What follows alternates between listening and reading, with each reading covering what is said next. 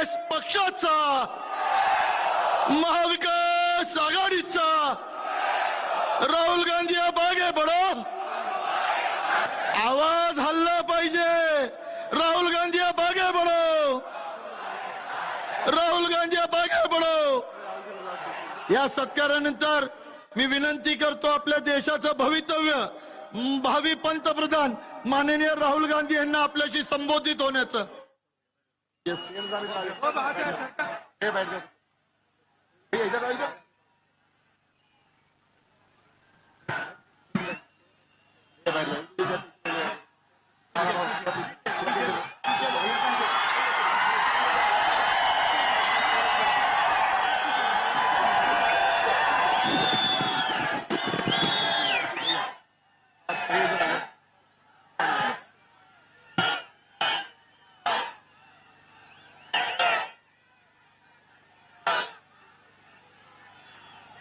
रमेश चेनीथाला जी,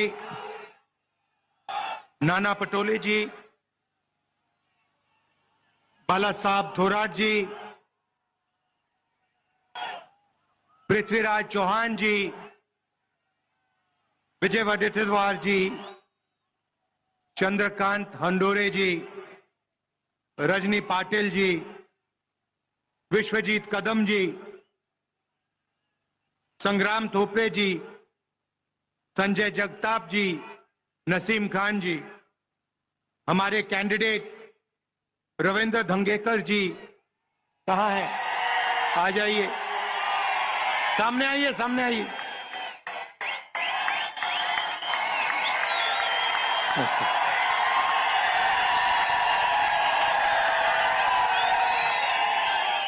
stage पे Congress party के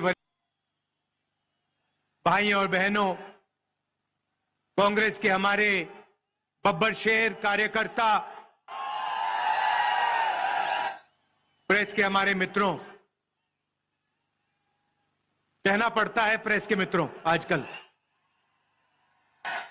हैं ये किसी और के मित्र, मोदी जी के मित्र। 24 घंटा नरेंद्र मोदी की का वीडियो दिखेगा और ऐसा लगता है कि आजकल के पत्रकार जो एंकर्स हैं, सवाल पूछते हैं, लगता है कि ये बीजेपी के मतलब या तो कार्यकर्ता है या इनके पेरोल पे हैं। देखिए, लड़ाई संविधान को बचाने की है। एक तरफ Congress party, India alliance constitution को, संविधान को, लोकतंत्र को बचाने में लगी है। दूसरी तरफ नरेंद्र मोदी जी, आरएसएस इस किताब को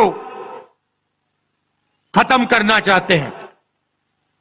जो ये अंबेडकर जी की देन है, जिसमें फूले जी की सोच है, महात्मा गांधी जी, जवाहरलाल नेहरू जी, जिन्होंने मिलकर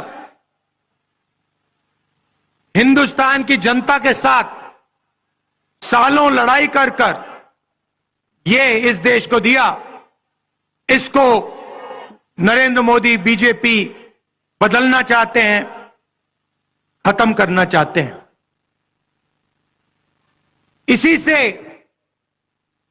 हिंदुस्तान के गरीब लोगों को, किसानों को, पिछड़ों को, दलितों, आदिवासियों को, माइनॉरिटीज को, गरीब जनरल कास्ट को अधिकार मिलता है। इसके बिना आप कहीं के नहीं रहोगे। जो भी आपके पास है सारा उन्हीं 22-25 लोगों के हाथ में चला जाएगा। मनरेगा बना, भोजन का अधिकार, जमीन अधिग्रहण बिल, हरी क्रांति, सफेद क्रांति, बैंक नेशनलाइजेशन, ये सारे के सारे काम इस किताब ने आपको दिए हैं। और मैं आपको बता रहा हूं, जिस दिन ये गायब हो गई, जिस दिन बीजेपी ने सचमुच में इसको खत्म कर दिया, तो आप हिंदुस्तान को नहीं पहचान पाओगे। यह है लड़ाई। और मैं देश से कहना चाहता हूं कि जो अंबेडकर जी ने हमें दिया, महात्मा गांधी जी ने दिया, उसको हम कभी खत्म नहीं होने देंगे। सवाल नहीं उठता।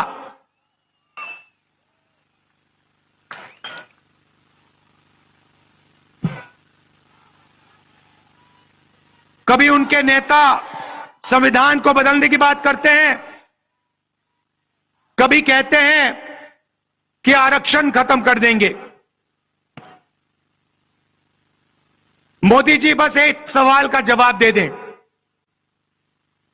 ये जो 50% का लिमिट आरक्षण पे लगा है, किसी भी भाषण पे वो कह दें कि 50% की लिमिट को वो हटा देंगे। कहीं भी जाके कह दें। हमने निर्णय लिया है चुनाव के बाद ये जो आर्टिफिशियल लिमिट लगा रखी है, जिससे करोड़ों लोगों को नुकसान हो रहा है, 50% रिजर्वेशन की लिमिट को हम तोड़ के हटा देंगे, बाहर फेंक देंगे इसको।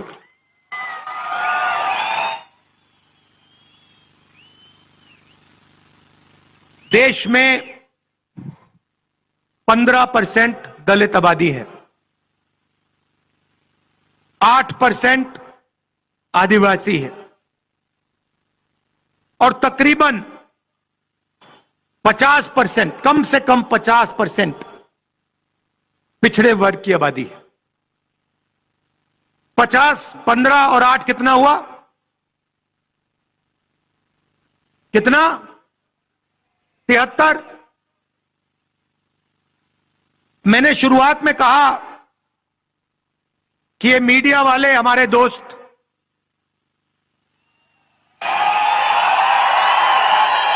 जनता सब जानती है। अब भाई इनकी गलती नहीं है, ये इन पे लगाम लगा रखी है, ऊपर से अदानी जी ने बांध रखा है, खोलते नहीं है।